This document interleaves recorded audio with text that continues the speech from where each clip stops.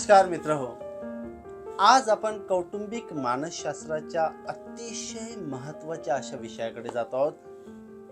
व्यक्तिगत तो माणूस, कुटुंब, समाज, देश आणि अखिल मानवजात ज्या एका गोष्टीमुळे लयास जाते, जिचा विनाश होतो, ती बर्बाद होते, अशी जर काही गोष्ट असेल तर ती गोष्ट म्हणजे नार्सिसिझम.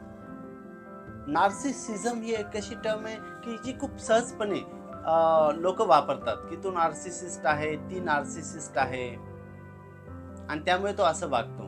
पण एक्झॅक्टली नार्सिसिझम म्हणजे काय आणि यामुळे ती व्यक्ती स्वतः, त्या व्यक्तीच्या संपर्कात येणारे लोक, त्या व्यक्तीच्या कुटुंबातील लोक आणि इतरही सगळे लोक कशा पद्धतीने सफर होतात आणि ती व्यक्ती जर एका मोठ्या अधिकारावरती गेली तर ती व्यक्ती कशी देश आणि एकूण मानवजातीचा विनाश घडवून आणू शकते, या संदर्भात आज आपण बोलणार आहोत. सर्वप्रथम आपण बघूया की नार्सिसिस्ट असणाऱ्या व्यक्ती आपल्या अवतीभोवती तर नाहीत.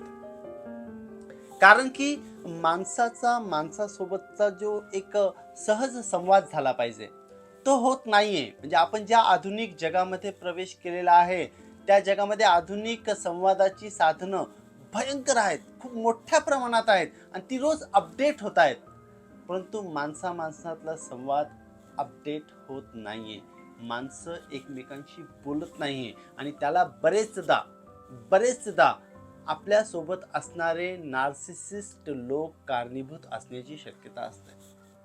फक्त काळजी एवढी घ्यायची आहे की तो नार्सिसिझम तुमच्या आणि माझ्यामध्ये नको यायला. म्हणजे मी बोलणारा आणि तुम्ही ऐकणारे, किमान आपण अशा नार्सिसिस्ट ॲटिट्यूड मध्ये असू तर आपण अशा नार्सिसिस्ट ॲटिट्यूड मधून स्वतःला दूर ठेवलं पाहिजे.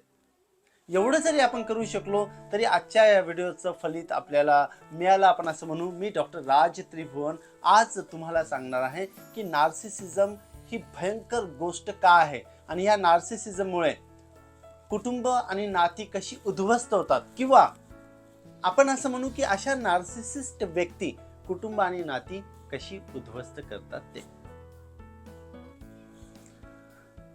सर्वप्रथम नार्सिसिस्ट लोकांची एक महत्वाची गोष्ट असते की ते स्वप्रतिमेच्या प्रेमात असतात आणि त्यांना खूप जास्त प्रमाणात प्रशंसा हवी असते. आता स्वप्रतिमा प्रत्येक जण जपत असतो, त्यामध्ये वाईट काहीही नाही. परंतु ह्या व्यक्ती स्वप्रतिमे पलीकडे बघूच शकत नाही. म्हणजे मी म्हणजे कोण, मी म्हणजे सगळं काही, मी म्हणजे जग, माझ्या आगे पण कोण नाही आणि पिछे पण कोण नाही, माझा आगा पण कोण नाही आणि पिछा पण कोण नाही. म्हणजे दुसऱ्या कुणालाही कधीही मान्यता ही व्यक्ती देऊ शकत नाही. अशा प्रकारची व्यक्ती जिथे असते ती व्यक्ती नार्सिसिस्ट असते. आणि ती जर एखाद्या नात्यात असेल, व्यक्तिगत नात्यात असेल, ती जर कुटुंबात असेल, ती जर कामाच्या जागी असेल आणि ती जर मोठ्या अधिकाराच्या पदावर असून एक सिस्टम राबवत असेल तर अशा व्यक्ती या सगळ्या गोष्टी स्वतः संकटात टाकतात, उद्ध्वस्त करतात, विध्वंस घडवून आणतात. दुसरा मुद्दा याचा आहे की अशा व्यक्ती सतत इतरांना हीन लेखतात आणि त्यांचा अपमान करतात. This kind of people always look down upon others and insult them. आपल्या अवतीभोवती जरी आपण बघितलं तरी देखील आपल्याला कळतं काही लोक सतत इतरांचे फक्त आणि फक्त दोष दाखवतात, इतरांना नेहमी हीन लेखतात. त्याला लुक डाऊन अपॉन असं म्हणतात. सतत हीन लेखणं आणि सतत दोष दाखवणं आणि सगळ्यात महत्वाचं ते सतत इतरांचा अपमान करू शकतात. म्हणजे कुटुंबात असे जर तुम्ही न्यूक्लिअर फॅमिली असाल तरी देखील तुम्हाला अशी व्यक्ती भेटण्याची शक्यता असते. अशी व्यक्ती कुणालाही भेटू नये अशी म्हणजे आपण निसर्गाकडे प्रार्थना करू. पण जर अशी व्यक्ती असली तर काय करायचं ते आपण उद्याच्या व्हिडिओमध्ये बघू की याच्यावरती काय उपाय आहेत ते. एकत्र कुटुंब असेल तरी देखील एखादी व्यक्ती जरी अशी असेल तरी देखील त्या कुटुंबाचं जे सौख्य असतं, जे सुख असतं, जी समृद्धी असते, जी शांतता असते ती त्या कुटुंबात नांदली पाहिजे. ती या व्यक्तीमुळे नांदत नाही. कारण की व्यक्ती इतरांना नेहमी हीन लेखत असते किंवा इतरांचा अपमान करत असते. ही गोष्ट आहे की ह्या प्रकारच्या व्यक्तींना इतरांच्या गरजा आणि भावना यांच्याशी काहीही देणं घेणं नसतं. फक्त त्यांच्या स्वतःच्या गरजा कशा पूर्ण होतील, फक्त स्वतःप्रती त्यांचं प्रेम असतं, स्वप्रतिमेमध्ये असतात, इतरांशी त्यांना काहीही घेणं देणं नसतं. मग तो इतर कुणीही असू शकतो, तो प्रेयसी असू शकतो, प्रियकर असू शकतो, तो भाऊ असू शकतो, ती आई असू शकते, वडील असू शकतात, पत्नी असू शकते, मुलं असू शकतात. अशा व्यक्तीला इतरांशी काही घेणं देणं नसतं. ते फक्त स्वतःच्या गरजा कशा पूर्ण होतील आणि त्यासाठी इतर लोकांचा कसा वापर करायचा या संदर्भामध्ये विचार करत असतात. ह्या व्यक्तींना इतरांच्या गरजांशी, इतरांच्या भावनांशी काही देणं घेणं नसतं.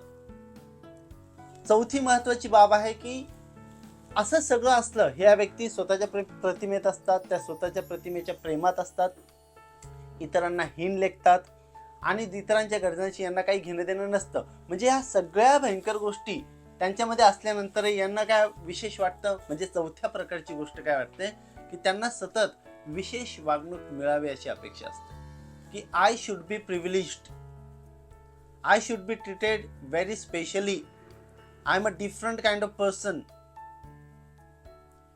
I am something greater than others. आणि म्हणून सतत मला एक हिजिमनिस्ट, एक प्रिव्हिलेज्ड वागणूक मिळावी अशी यांची अपेक्षा असते. आणि असं घडलं नाही की ही व्यक्ती चंचल होते, अस्वस्थ होते आणि त्रासदायक गोष्टी करायला सुरुवात करू शकते.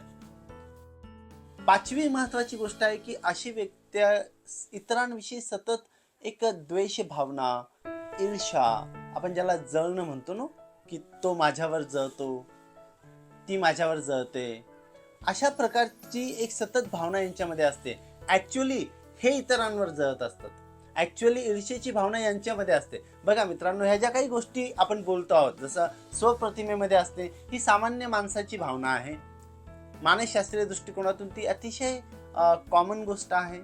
पण फक्त आणि फक्त स्वप्रतिमेच्या प्रेमात असणे आणि त्यापोटी इतरांना हीन लेखणे हा नार्सिसिझम आहे. आणि त्यामुळे इतरांचा अपमान करणे हा नार्सिसिझम आहे. आणि आपण इतकं वाईट करत असताना देखील आपल्याला विशेष प्रकारची वागणूक मिळावी हा एक अतिशय भयंकर दृष्टिकोन यांनी स्वतःमध्ये यांच्या स्वतःमध्ये भिनलेला असतो. तो असा त्यांनी स्वतःवरती बिंबवलेला असतो.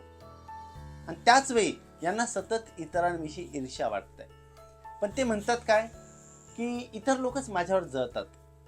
म्हणजे त्यांना असं वाटतं की I am so perfect that others are envy of me, others are jealous of me, आणि म्हणून मग त्या प्रकाराने गोष्टी गुंफायला सुरू करतात. त्या पद्धतीने ते इतरांशी बोलतात, इतरांविषयी अबाउट अदर्स. आणि सगळ्यात महत्वाची गोष्ट म्हणजे ह्या लोकांमध्ये विशेष प्रकारच्या कमतरता असतात, परंतु स्वतःमध्ये असलेल्या कमतरतेमुळे ते त्या कमतरता ओव्हरकम करण्याऐवजी सतत निराश असतात आणि लहरी स्वभावाचे असतात. म्हणजे त्यांच्याकडे बघितल्यानंतर असं प्रसन्न वाटू शकत नाही. ते सतत असं निराश राहतील आणि लहरी स्वभावाचे असतात. केव्हा चांगलं वागतील आणि केव्हा वाईट वागतील याचा ते अजिबात अंदाज लागू देत नाही.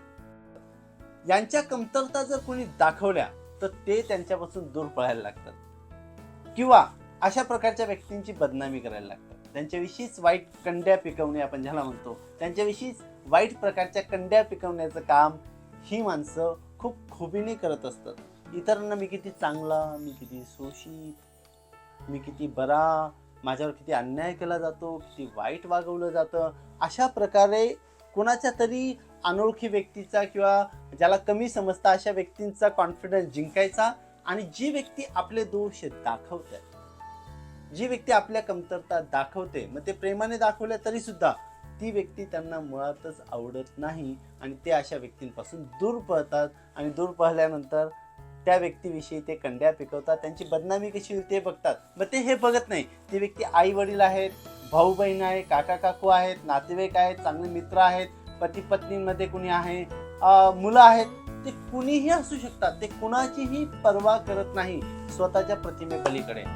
आणि आणखी एक महत्वाचं अंग ह्या नार्सिसिस्ट लोकांचं असतं ते म्हणजे हे लोक अतिशय असंयमी असतात. यांच्यामध्ये संयम अजिबात नसतो आणि अतिशय रागीट प्रवृत्तीचे असतात. म्हणजे त्यांचे अनेक प्रकारचे दोष ते अशा रागामधून व्यक्त करतात आणि लोकांना राग दाखवून ते असं दाबण्याचा प्रयत्न करत असतात जणू काही.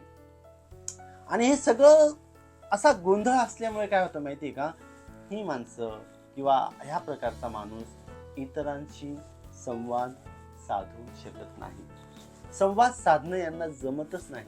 यांच्याशी कितीही प्रकाराने कुणी संवाद साधण्याचा प्रयत्न केला परंतु यांच्याकडनं संवाद साधला जात नाही. This is a terrible thing about this kind of people. आणि त्यामुळे संवाद न साधल्यामुळे हे काय करतात, आपल्याच मनामध्ये एक विशिष्ट प्रकारची स्क्रिप्ट तयार करतात. यांचा पुढचा गुण काय असतो माहिती आहे का, की ही लोक अतिशय संशय असतात आणि संशय असण्याबरोबरच स्वतः मात्र अतिशय अप्रामाणिक असतात, खोटारडे असतात, अप्रामाणिक असतात, कुठला संवाद लक्षात ठेवत नाही. आणि त्यामुळे ही लोक अतिशय संशय वृत्तीने जगाकडे बघतात, कुटुंबाकडे बघतात आणि या सगळ्या गोष्टी अशा घडत जातात.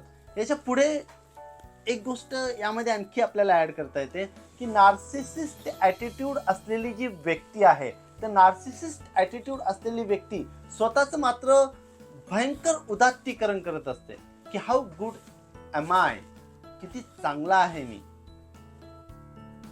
लहानशी गोष्ट करतात, छोटंसं यश मिळवलं तरी ते इतकं मोठं करून सांगतात. फ्लॅम्बॉयन्स आपण ज्याला म्हणतो, अतिशय मोठ्या स्वरूपामध्ये ते यश सांगण्याचा प्रयत्न करतात. आणि ज्या ठिकाणी त्यांचं अपयश दिसून उठेल किंवा ज्या ठिकाणी त्यांना अपयश येईल किंवा ज्या ठिकाणी त्यांचे दोष दिसून उठतील अशा प्रसंगांमध्ये जाणंच हे लोक टाळतात, अशा लोकांना भेटणंच हे लोक टाळतात. आणि त्यासाठी विविध प्रकारचे कारण हे पुढे करत असतात. या सगळ्या गोष्टी झाल्यामुळे काय होतं माहिती आहे का मित्रांनो, कुठलंही कुटुंब आपण कौटुंबिक मानसशास्त्राच्या संदर्भात जर बघितलं तर कौटुंबिक मानसशास्त्राच्या संदर्भात आपल्याला कळतं की हळूहळू कुटुंबातील एक एक व्यक्ती यातल्या गुणांपैकी काही गुण जर कुटुंबातल्या एकेका व्यक्तीमध्ये जरी उतरलं तरी ते कुटुंब एक ग्रुप नार्सिसिझम कडे जातं आणि ग्रुप नार्सिसिझम कडे गेल्यामुळे त्या कुटुंबाचं इतर कुणाशीही पटू शकत नाही आणि त्यामुळे एकूणच समाज व्यवस्था उद्ध्वस्त व्हायला सुरुवात होते. या संदर्भामध्ये नार्सिसिझम 2 पार्ट 2 आपण उद्या बघणार आहोत. त्याच्यामध्ये आपल्याला काय बघायचं नार्सिसिझम पार्ट 2 मध्ये, की नेमकं नार्सिसिस्ट व्यक्ती कुटुंबाला कशा घातक ठरतात किंवा त्यांच्या व्यक्तिगत नात्यांना कसं घातक ठरतात या संदर्भामध्ये देखील आपण चर्चा करणार आहोत. यामध्ये सगळ्यात महत्त्वाचं आहे की हे सगळे जे आपण त्याला गुण नाही म्हणणार, अवगुण म्हणू. हे सगळे जे अवगुण आहेत या नार्सिसिस्ट व्यक्तीमध्ये असल्यामुळे ही व्यक्ती ज्या ठिकाणी जाते त्या ठिकाणी नीट काहीही घडत नाही. आणि असं जर कुटुंब असेल तर असं कुटुंब कधीही सुखाने, सौख्याने, शांततेने आणि समृद्धतेने जीवन जगू शकत नाही. आणि अशा प्रकारची व्यक्ती जर कुणाच्या व्यक्तिगत जीवनात असेल तर त्या व्यक्तीचं आयुष्य देखील उद्ध्वस्त झालेलं असतं, नातेसंबंध संपलेले असतात आणि काहीही मागे उरत नाही. आणि म्हणून नार्सिसिस्ट व्यक्ती काय काय उपद्व्याप करू शकते, नार्सिसिस्ट व्यक्ती नात्यांना कसं खड्ड्यात घालू शकते, कसं उद्ध्वस्त करू शकते, कशी कुणाची पर्वा न केल्यामुळे काय परिणाम होतात, या सगळ्यांचा उहापोह आपण उद्याच्या भागामध्ये करू. तोपर्यंत तुम्ही थोडंसं असं आत्मपरीक्षण म्हणजे तुम्ही आपण केलं पाहिजे की यापैकी काही गुण जर आपल्यामध्ये असतील तर आपण स्वेच्छेने त्या आपल्या चांगल्या मित्राला, सायक्रेटिस्टला, आपल्या शिक्षकांना, आपल्या घरातल्या जे चांगले लोक आहेत म्हणजे एखादा असतो तो सांभाळणारा त्याला किंवा मग ज्याला आपण शहाणं आणि हुशार म्हणतो त्या व्यक्तीला आपण भेटलं पाहिजे. त्याच्याशी आपले हे जे अवगुण आपल्याला जाणवतात त्या अवगुणांविषयी बोललं पाहिजे.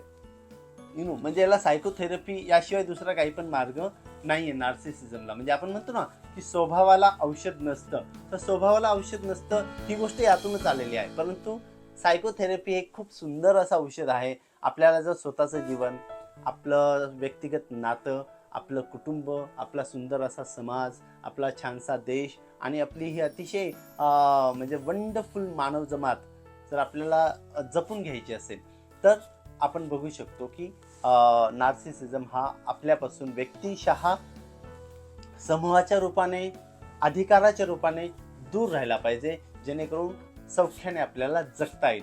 नार्सिसिझम असलेली व्यक्ती काय काय उपद्व्याप करू शकते ते आपण उद्याच्या भागात बघू. तोवर तुम्ही थोडंसं आत्मपरीक्षण करत राहा आणि आमचं चॅनल बघत राहा. तुम्हाला आवडला व्हिडिओ तर नक्की कॉमेंट बॉक्समध्ये लिहा की कुठल्या प्रकारचे व्हिडिओज तुम्हाला आणखी हवे असतील आणि आपण अशाच पद्धतीने एकमेकांशी संवाद साधत राहू आणि आपली